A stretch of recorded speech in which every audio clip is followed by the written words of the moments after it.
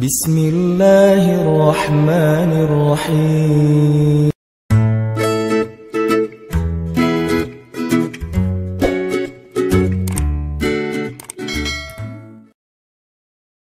Ternyata kalau kita menginginkan sesuatu, alur untuk mendapatkannya itu kayak gitu teman-teman.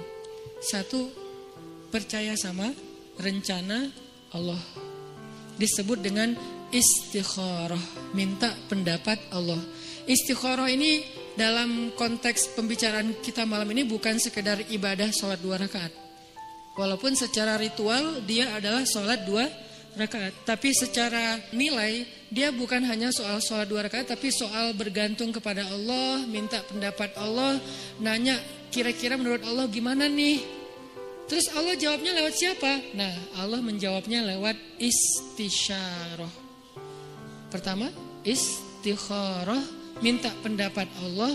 Ya Allah, beri saya petunjuk, ini mau gimanain, ini apa yang harus saya lakuin.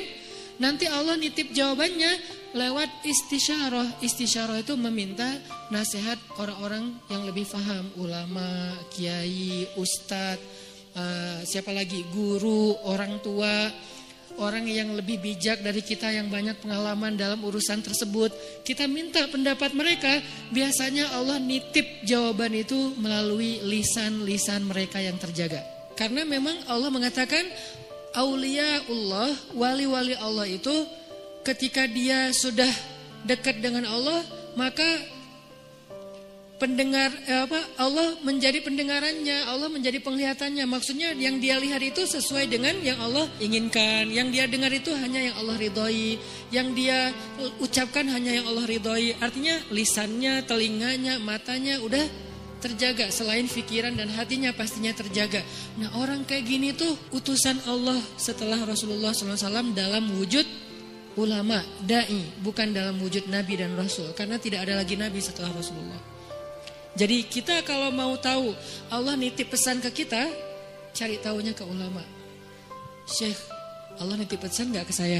Gitu kalau bahasa santainya ya. Tapi kan gak mungkin kita ngomong gitu ya. Emang lu siapa? Syekh, maksudnya beri saya nasihat. Cuman itu terlalu resmi lah. Analoginya kita kayak nanya, ada pesan gak untuk saya dari Allah? Lewat siapa nanya pesan untuk saya dari Allah? Lewat orang solih yang lisannya terjaga. Biasanya Allah akan titipkan pesan lewat lisan mereka untuk kita. Ini namanya istisyarah, meminta isyarat. Isyarat itu bahasa Arab yang jadi bahasa Indonesia. Isyarah jadi isyarat. Isyarat itu artinya petunjuk. Jadi kalau ada yang ngasih isyarat berarti ngasih petunjuk. Itu arti sebenarnya dari isyarah. Jadi istisyarah meminta isyarat atau meminta nasihat yang sifatnya menunjukkan jalan. Mana yang baik yang harus kita jalanin. Karena Allah gak bicara langsung kepada kita dalam bahasa wahyu. Kecuali apa yang sudah diwahyukan di Al-Quran. Karena yang bicara langsung dengan wahyu itu kan hanya para nabi. Kita kan gak bisa langsung wahyu turun dari langit. Saya baru dapat wahyu, gak bisa kan?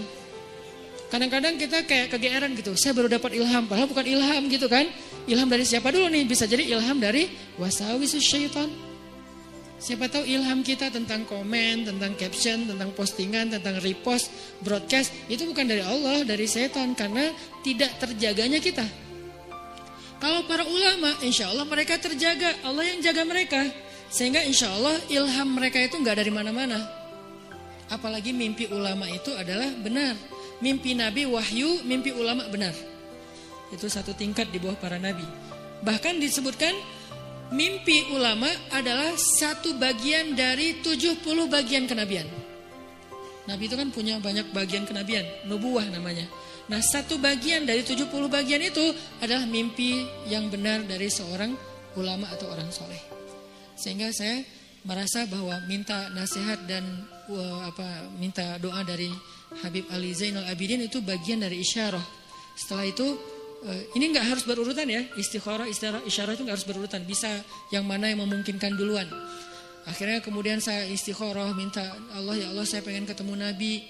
Pas umroh ternyata bisa ziarah Nabi di depan makam Nabi. Selain sholawatan, saya ngomong gitu semampu saya. Walaupun sebetulnya malu gitu mau ketemu Nabi. Kenapa? Amalan kurang, sholawat kurang. Ujuk-ujuk datang minta banyak request gitu kan. Kayak ngerasa gak pede. Tapi mau ke siapa lagi? Meminta nasihat dalam bahasa kayak apa ya? Kayak orang lagi berkunjung gitu. Walaupun pastinya doanya kepada Allah. Jadi saya bukan berdoa kepada Nabi ya, berdoa kepada Allah. Cuman lagi ziarah tuh kayak ngomong gitu. Sebagaimana Nabi bicara dengan Khadijah ketika ziarah makam Khadijah. Ya Rasul, saya gimana ya? Mau gimana ini ya dakwahnya? Udah beres itu masuk ke Raudhah, ya Allah beri saya petunjuk. Doa yang saya nggak pernah tinggalkan. Rabbana atina min ladunka rahmah wahayyi lana min amrina rasyada. Kalimat terakhir itu tuh. Wahayyi lana min amrina rasyada. Ya Allah siapkanlah untuk saya petunjuk dalam urusan saya. Mau gimana nih kalau bahasa sederhananya. Ternyata Allah beri petunjuk lewat doa tadi para orang soleh. Kemudian mimpi, kemudian dapat sebuah kejutan dari Allah. Yang mungkin sebagian orang melihat kejutan ini sebagai sesuatu yang sedih, musibah, ujian. Tapi saya ngelihatnya ini bukan ujian. Ini justru jawaban dari doa saya bahwa Allah ingin memberikan celah. Oh gini masuknya. Sehingga akhirnya saya merasa bahwa saya mendapatkan apa yang saya minta. Ini sebagai testimoni orang yang pernah mencoba jalur itu ternyata berhasil. Maka coba deh dalam urusan kita. Gimana? Istikharah, istisyarah, istifta. Apa itu istifta? Istifta dari kata fatwa. Bahasa Arab kalau ada ista, alif sinta, itu artinya meminta. Apaan minta apa? Gitu. Ini kode gitu. Jadi kalau dalam grammar bahasa Arab ada alif sinta, itu artinya meminta. Jadi kalau istisyarah meminta isyarah, istikharah meminta khiyarah, istifta meminta fatwa. Jadi minta fatwa. Minta fatwa itu mana? Halal haram, benar salah, hak batil. Mana yang harus saya pilih? Nah, itu namanya istifta. Sehingga datangnya harus kepada ulama. Kalau istisyarah boleh ulama, boleh orang bijak, boleh orang tua, boleh orang soleh yang ahli ibadah gitu kan. Bisa jadi ahli ibadah itu teman kita sendiri atau siapapun yang kita kenal. Tapi kalau istifta harus ulama. Kalau di Indonesia ulama yang tergabung dalam sebuah organisasi yang resmi majelis ulama. Itu yang masalah istifta. Dan yang keempat, ini yang paling penting, istiqomah. Apa arti istiqomah? Banyak orang mengartikan istiqomah itu terus menerus, bukan. Itu namanya dawam. Kalau kita sholat tahajud setiap malam selama setahun namanya dawam dengan tahajud. Disebut orang yang qawwam. Kalau sekali doang, qaim. Kalau kita puasa setiap Senin Kamis selama bertahun-tahun namanya dawam, berpuasa. Disebut dengan shawwam. Kalau sekali doang, shaim. Kalau cewek, shaimah. Nih, berarti shaimah ini puasa cowok, puasa cewek. Shaim, shaimah. Kalau udah sering, shawwam, shawwamah. Kalau qiyam, qaim, qaimah. Kalau udah sering, qawwam, qawwamah. Itu dalam bahasa Arabnya. Nah, itu namanya dawam, terus-terusan, daimun gitu kan. Mereka selalu dawam. Tapi kalau istiqomah artinya bukan konsisten. Dawam itu kan konsisten. Kalau istiqomah itu komitmen. Apa bedanya? Kalau komitmen itu tetap on the track apapun yang terjadi. Itu namanya istiqomah. Gak mau keluar dari garisnya. Gak mau keluar dari fisabilillah. Gak mau keluar dari syariat. Dengan batasan syariat yang luas pastinya. Jangan sampai kita menuduh orang udah keluar dari batasan syariat padahal batasan kita sempit. Bisa jadi dia gak keluar, cuman batasan kita yang sempit. Harusnya syariat itu luas. Keluasan syariat tergantung wawasan Islam kita. Ada yang mengatakan, oh itu gak boleh, padahal boleh. Kenapa dia bilang gak boleh? Karena mungkin dia baru tahu satu dalil. Itu haram, padahal makruh. Itu makruh, padahal mubah gitu kan. Nah intinya kalau kita gak keluar dari batasan syariat apapun kejadiannya, kita disebut orang-orang yang istiqomah. Komitmen dengan Islam. Kalau komitmen, Allah pasti bantu. Innalladzina qalu rabbunallah tsumma istaqamu. Allah bantu apa? Tatanazzalu alaihil malaikah, malaikat turun. Kemudian Allah menolongnya, Allah menjauhkannya dari musuh. Nah ini 4 cara untuk sampai kepada kebaikan yang kita harapin. 1, minta pendapat Allah. 2, minta pendapat orang bijak. 3, minta pendapat ulama. 4, kalau udah tahu dari 3 itu ilham, kemudian isyarah, kemudian fatwa, maka fastaqim.